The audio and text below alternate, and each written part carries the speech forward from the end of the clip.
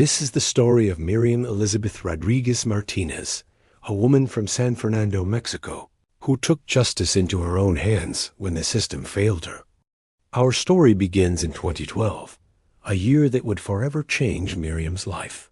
Her 20-year-old daughter, Karen Alejandra Salinas Rodriguez, was abducted.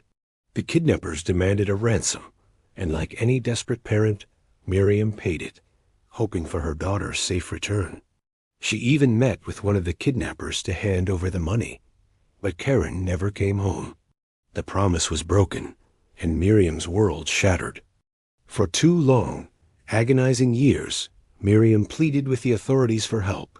She provided them with names and details about the people she believed were involved, but her pleas were met with inaction and indifference. Faced with a system that wouldn't or couldn't help, Miriam made a decision that would define the rest of her life. If the authorities wouldn't find the people responsible for her daughter's disappearance, she would. This was the beginning of an extraordinary and incredibly dangerous one-woman investigation. Miriam wasn't a detective or a police officer.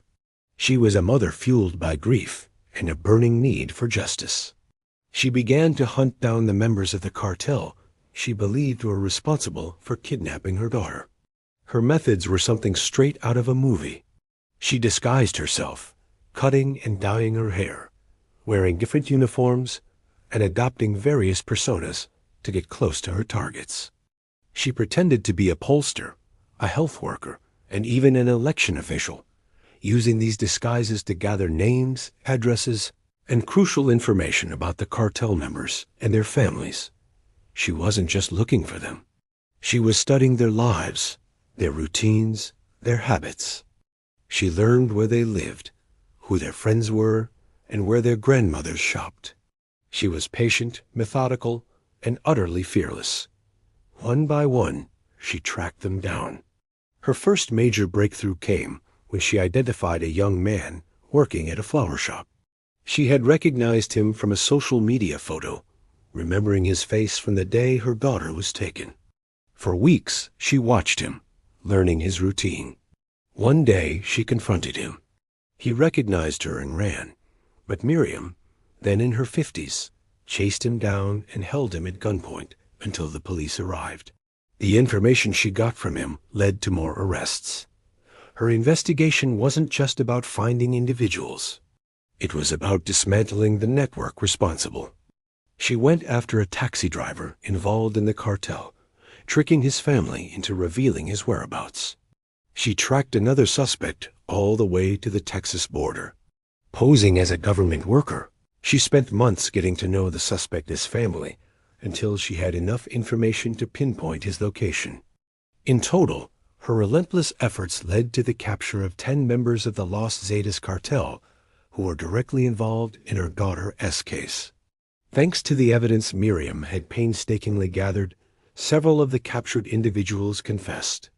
They led authorities to a horrifying discovery: an unmarked grave on an abandoned ranch. It was there that Miriam finally found the remains of her daughter, Karen.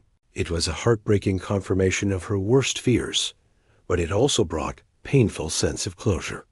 She could finally lay her daughter to rest. Miriam's fight, however, was far from over. Finding her daughter's killers wasn't enough. She wanted to help other families who were suffering the same pain. She became a prominent activist, co-founding a collective for parents of disappeared children in San Fernando.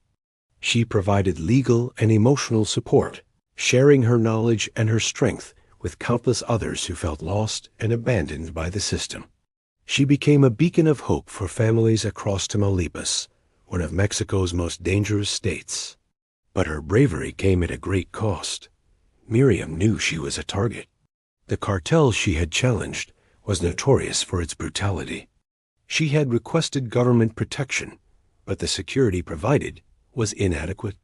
In March 2017, a group of the very men she had helped put in prison escaped from jail. Miriam knew her life was in imminent danger. Just a few weeks later, on May 10, 2017, Mother's Day in Mexico, gunmen broke into Miriam's home and shot her 12 times. She died on the way to the hospital, silenced for her courageous pursuit of justice. Her murder sent shockwaves through Mexico and the international community. It was a brutal reminder of the dangers faced by human rights defenders in the country. Miriam Rodríguez's story is one of profound tragedy, but it is also a powerful testament to the strength of the human spirit.